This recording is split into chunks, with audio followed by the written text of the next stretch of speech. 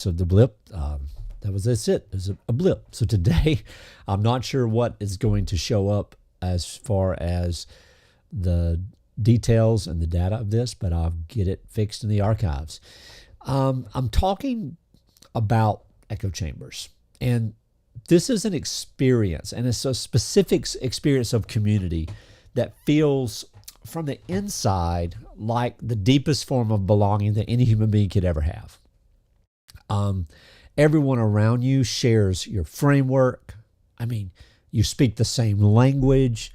Your values are articulated. I mean, every time there's a conversation, I mean, value after value. Oh man, I'm tracking with this person or with these people. You're met with immediate resonance in all of that. It's like, wow, I am finally seen. And your concerns, you share them. The way you see the world, I mean, is so thoroughly shared that the experience of being in this particular community is just continual confirmation. And the identity that you present to the community is just always just perfectly matched with everyone else. And because it is, it's reflected back to you like a warm and an amazing magical mirror with such consistency and what looks like apparent depth. See, this is the echo chamber. And I want to be very specific about what it does to the self, because the damage it produces is not the obvious kind. The echo chamber does not feel like limitation. It feels like a home. I mean, it just feels like, man, I'm at grandma's house, you know? It feels like finally somebody sees me, somebody understands me, and I've been looking for this my whole life. It feels like the relief of not having to explain yourself or qualify your perspective or debate your ideas. You don't have to navigate the friction of any genuine difference. And that feeling, in the experience sense of the feeling, is real. The belonging is genuine in its warmth. And it's, I don't really know what to say. It's just, you're probably seeing the human bleed on this. It's not the human bleed, it's the lectures from the desk. But either way, here we go. The warmth that comes from that is genuine, but it's not honest. And what it cannot provide, despite how warm and inviting and amazing it feels, is the thing that genuine identity development most requires. And that's encounter with genuine difference. The self, as I understand it in this framework, is known through resonance. Okay? Yes. But it is also known through distinction, through the experience of encountering something genuinely other and different and not you, and discovering something in that encounter where the self's actual edges are and somebody else begins, where genuine agreement lives and where performed agreement has been substituting for it. What genuinely matters and what has been borrowed from the community's priorities and called personal values. An echo chamber removes the encounter with genuine difference. And in doing so, it removes one of the primary conditions under which genuine identity clarity becomes possible. The echo chamber is not a new phenomenon. Communities have always organized themselves around shared values and language and mutual reinforcement of specific ways of seeing life in the world. I mean, religious communities, political communities, jobs, professional communities, academia. I mean, they all do this to varying degrees. What has changed in the current cultural moment is the scale and the precision. Digital platforms have made it possible to construct an information environment so precisely tailored to an existing set of beliefs and preferences that a person can do days, weeks, and years without their perspective being genuinely challenged by anything that does not already confirm it. And the result? What is the result of that?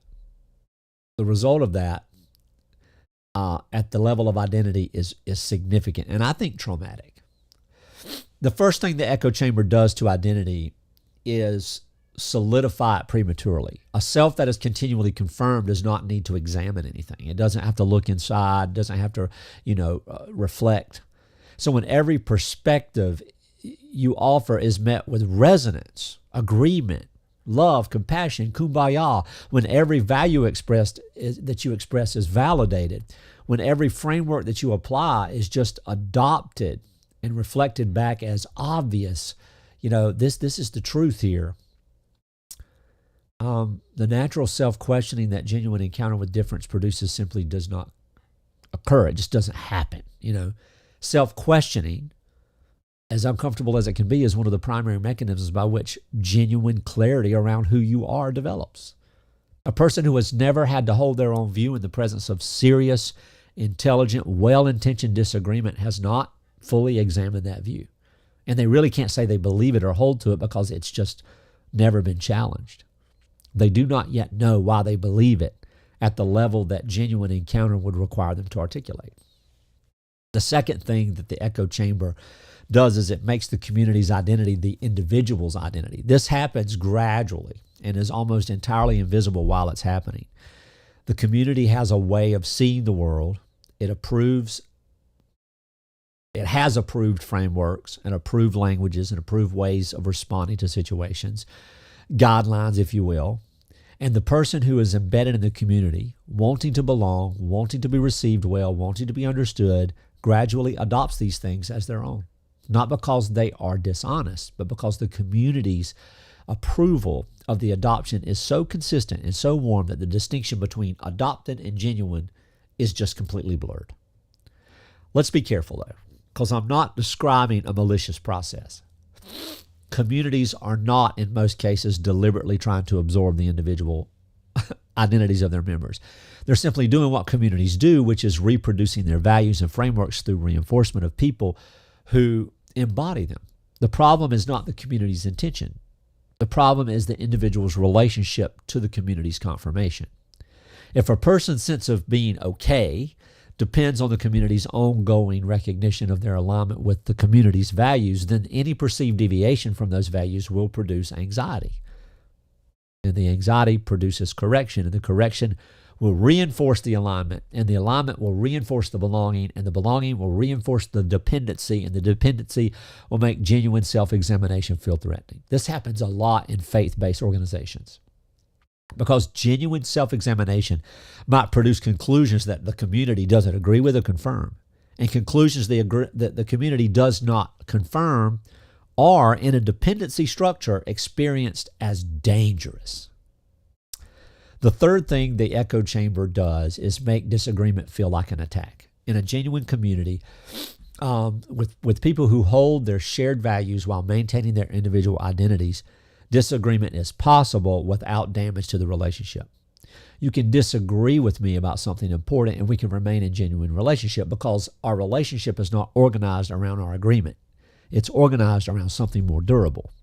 But in an echo chamber, the shared values and frameworks are what the community is organized around, not intimacy, not truth, not reality, not shared reality. The frameworks and the dogma and the shared values that echoes around, that's the currency of belonging. And a person who challenges them is not seen or experienced as someone with a different perspective. They're experienced as a threat to the community. And the reaction to them is not curiosity about the disagreement. It is the social management of the disruption they represent, which usually involves some combination of correction or exclusion or redefinition of the disagreeing person as someone who does not genuinely share the community's values, almost pejoratively sometimes, where they'll poke fun at them or they'll call them names or they'll say, well, they just weren't with it or they're a problem or they're dangerous.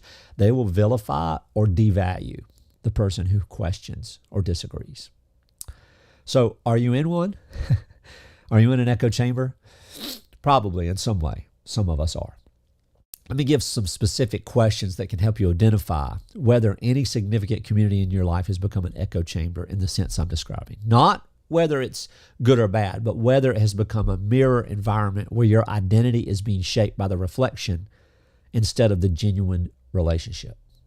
First, when did you last have a genuine conversation that was challenging with someone in this community, one where your perspective was seriously questioned and you came away having reconsidered something, okay? Not just being told what to do. A person that tells you what to do is not a leader, and they are not to be trusted. And that's a whole nother set of videos, just saying. Not just being understood, though. More clearly, you came in with a different opinion and you talked about it, and while it was intense, it was focused, and you understood more clearly what you already thought. Maybe you actually reconsidered what you thought. You can't remember the last time that happened, then the community may be functioning as a mirror. Second, are things that you believe or feel or experience that you do not bring into this community, are there things that you don't bring into this community that you feel experience? Not because they're private in a healthy way, but because you know with some confidence that they would not be well received. Like you just sort of silence yourself. You're like, I can't say that. I can't talk about this. Can't talk about this. So the community is not receiving your full identity. It's receiving the portion that has been approved, and you are in that community wearing the version of yourself that the community confirms, which is the definition of a mask. And third is when someone outside the community challenges of you hold, is your first response curiosity about the perspective or internal mobilization of the community's response to this kind of challenge? If it is the latter, the community's framework has become the primary lens through which you process disagreement. And that means you're a slave to it. And that means the community's identity has become, to a significant degree, you and who you are, which means the community's confirmation of that identity is now one of the primary conditions of your sense of okayness, which is exactly the dynamic I've been describing. Now, the alternative to the echo chamber is something I'm going to talk about in a subsequent video. For now, take this, process it, think about it, and look for